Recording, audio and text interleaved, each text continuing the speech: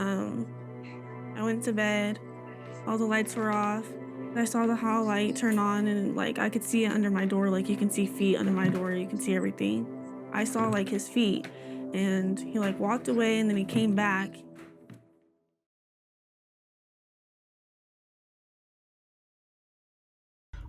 So my name is Justin Hunt, and I am a writer, producer, and director. I live in Albuquerque, New Mexico. I've spent most of my time in the Southwest, and what got me interested in filmmaking is I actually started as a journalist. I was a newspaper reporter for a couple of years, and then I worked for NBC News television journalism for almost 10 years, and then actually did some radio stuff as well. Rotten Apple is actually my eighth feature film, seven of which I wrote, produced, and directed, and then the eighth is a documentary that I helped produce for a friend out of Amsterdam. But yeah, Rotten Apple is the seventh film that is entirely mine, and I think with each one they should get a little better, and I feel like we've done that. We've maintained that quality control that we have, that each project should be better. We've done that with Rotten Apple, and I'm very excited to see what happens with it once it gets out into the world. So Rotten Apple is rather unique in that it started as a commission job for a client. We have a video production company that does corporate stuff, and it started out as that, but when I got into the depth of the subject matter and the people we were talking to, it was very clear that there was a feature-length documentary here. And then I tried to bring some of the cinematic approach into it, and parallel the documentary stuff with a narrative thread that runs throughout the film. In terms of how I go about writing, I don't know if this makes me different than most people or similar to most people, but I do all my work at the front end. I'll do 4, 5, 6 months of research and planning and outlining and refining that outline so that by the time I get to writing the script, that part's easy. For example, The Post, which was our last feature film, which did quite well and we'll talk about a little bit later, I wrote that screenplay in 12 days, but I had done the work beforehand to get it prepared and ready to go. So that's kind of my style. And then once that happens, I don't do a lot of rewriting and going back and again and again and again and again. I might go through once or twice to polish and change some things, but really, I do all the work up front. And I think that pays off when you sit down to write. Plus, you have a much better plan laid out. You're not sitting there going, okay, what happens next? And that's what works best for me. For Rotten Apple, since it's a docudrama and it's primarily a documentary, we decided to go with non-SAG actors. So we really looked for talent around the Albuquerque area, which is, Albuquerque's, a lot is happening here. Actually, right behind you is, out my window, is the Netflix studios. So there's a lot happening here. There's a lot of very talented people. And so, we just did kind of a local search with our casting director, Catherine Brink, and she found us some great actors. You mentioned specifically the two female actors. One is from Albuquerque, and the other female actress that we used was one of two people that we actually brought in from outside New Mexico, Mia King, and she is from the Austin area. But it doesn't take much to get an actor to really dive into a role, especially one like this that has so much depth, and there's so much importance on the content, and especially when it's an issue that's a problem, it's a prevalent problem here in the United States, which is the grooming and sexual assault in schools, which is what Rotten Apple is about. And so getting them to really dive into it as young women wasn't that difficult, because I think they're closer to having lived through that environment of going to schools and seeing that kind of thing happening. Plus, they're just both very talented young ladies, and so it wasn't too hard to get them where we needed them to be to play the roles in Rotten Apple, and I agree with you 100%. They did a great job. In terms of the cinematography, I think the key element there is that I have been working with my cinematographer, Morgan Estill, for about 5 or 6 years now. He's not only my cinematographer, but he's one of my best friends, and we travel a lot together.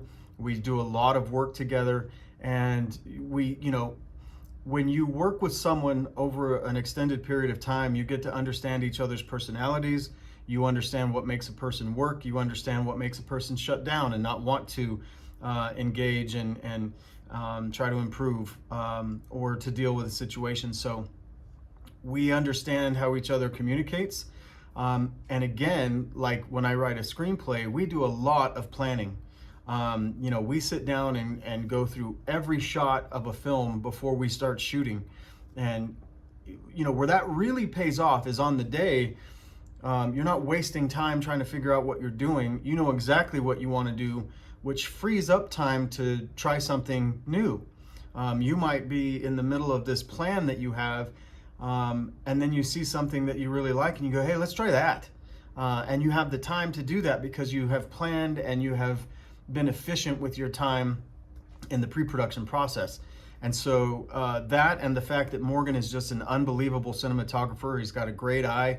I've been doing this for a long time, so I've got an eye for things, and that just really works well together, which is why I firmly believe that you put a team together and you stick with that team until there's a reason not to.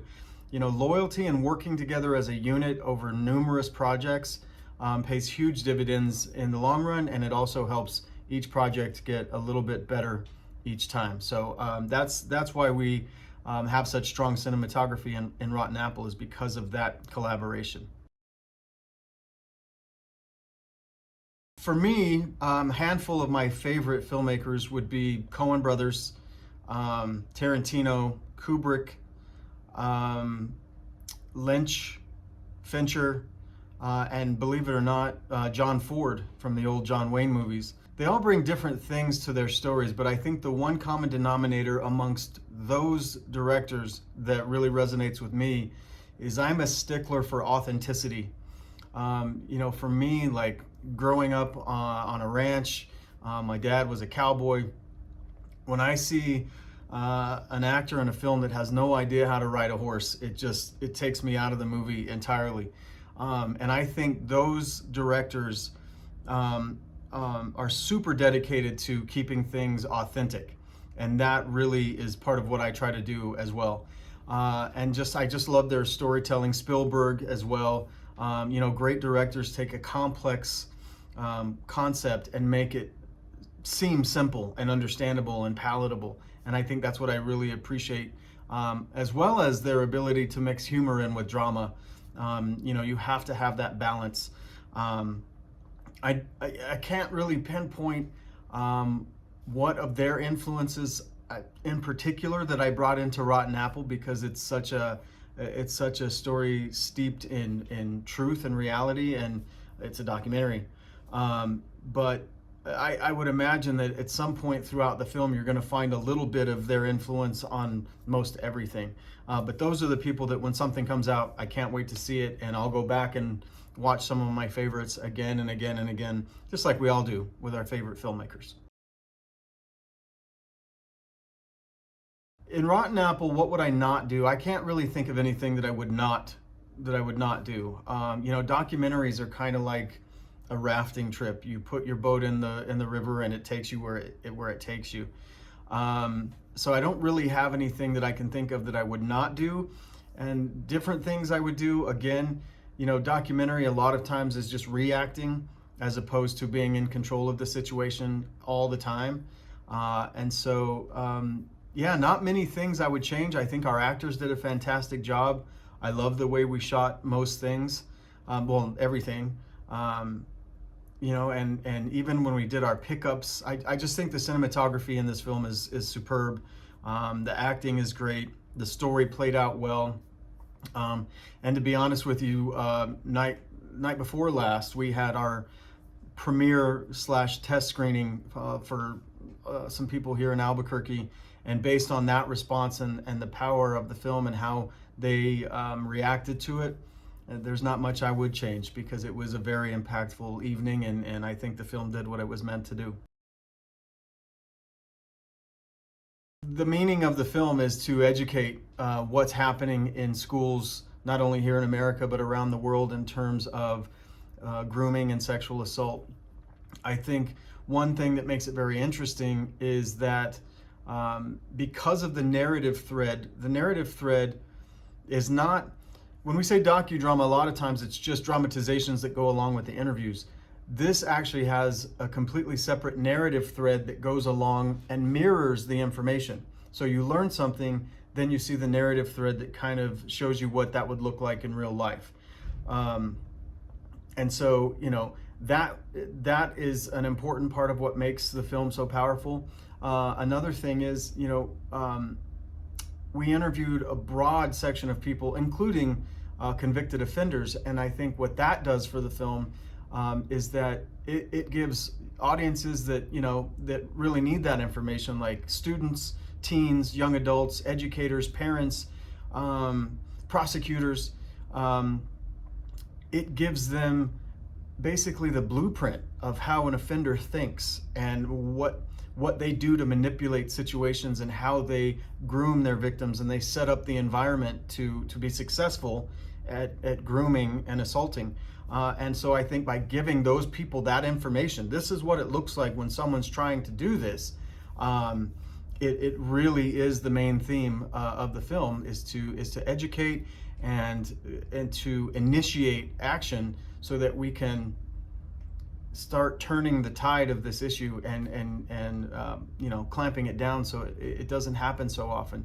And I think by doing that, this film has the potential to change the trajectory of hundreds of thousands, if not millions, of lives over its lifespan. I think most films have numerous changes of tone throughout the film, which is what makes it interesting. You're wanting to create a roller coaster ride for people emotionally, and so you want to create those changes in tone.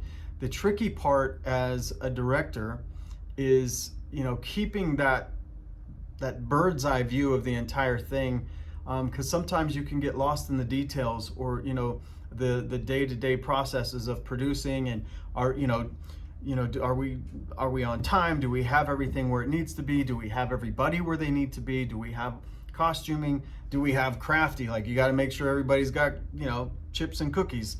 And you get in the middle of all that, you can kind of forget what the 30,000 foot view is of the film, and are we doing what we need to do now in these little moments that when it comes together, it's very clear and precise in what we're trying to do.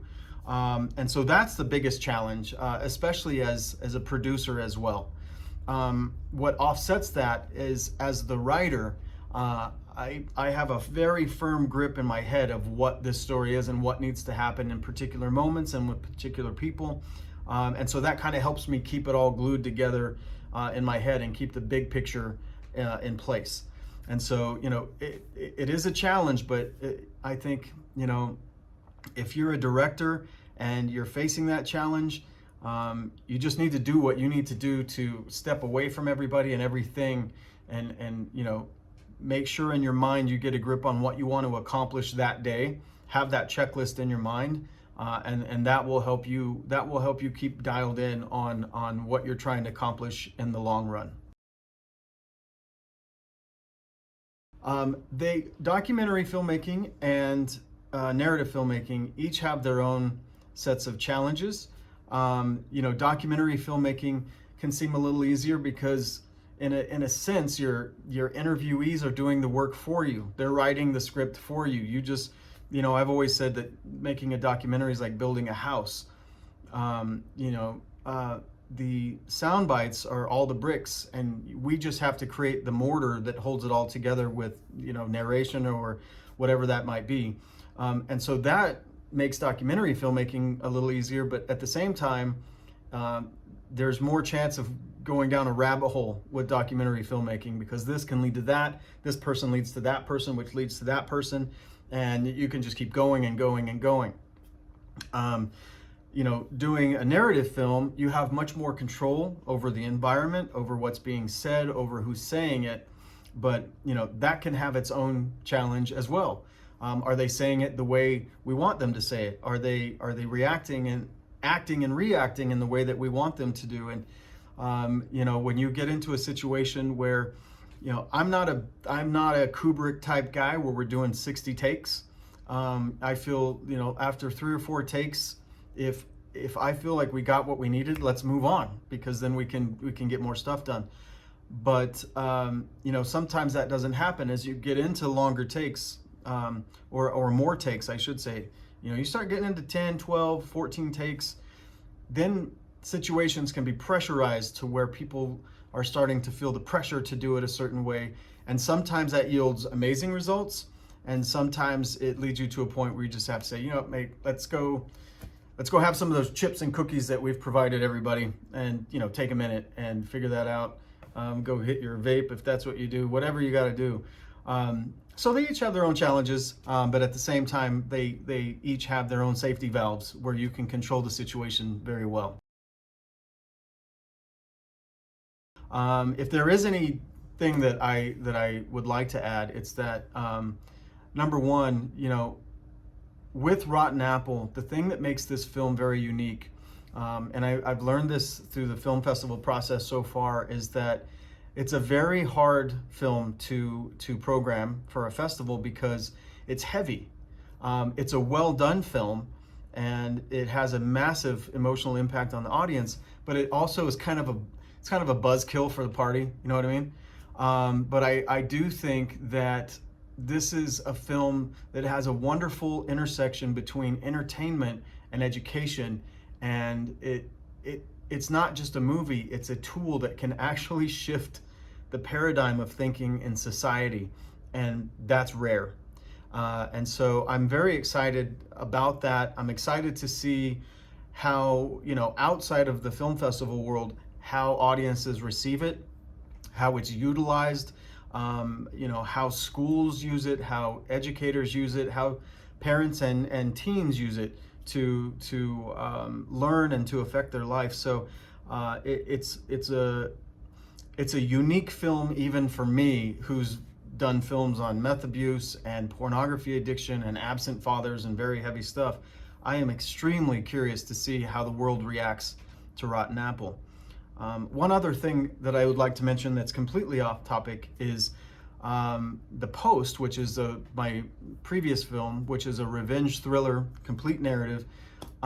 It's about a young man whose body is found in a park, and a video is posted on social media of him getting beaten up by some other boys, and the father is not getting any help from the school or the police. So he goes on a quest to see if he can find who's on the video, and then some strange things ensue.